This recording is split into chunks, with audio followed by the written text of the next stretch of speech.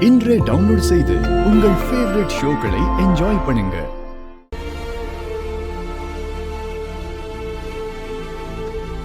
அம்மா அம்மா, நீங்க காலையில இருந்து எதுவுமே சாப்பிடல.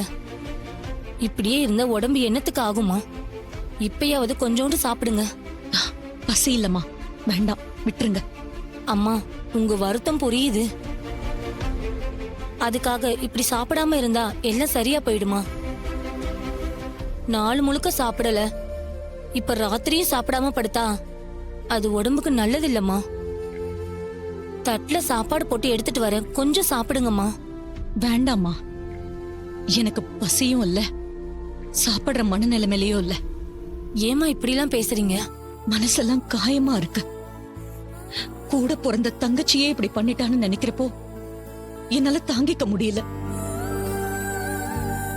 என் பொண்ணு மாதிரி நினைச்சுதான் அவளையும் வளர்த்து ஆளாக்குனேன். அவளுக்கு எப்படி எனக்கே துரோகம் செய்யணும்னு தோணுச்சு? அவ வேற நான் வேறன்னு என்னைக்குமே நான் நினைச்சதே இல்ல.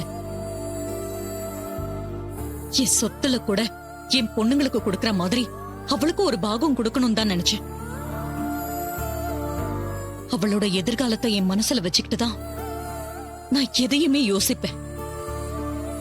அவ இப்படி என் முதுகுல குத்துவான்னு நான் நினைக்கவே இல்லை.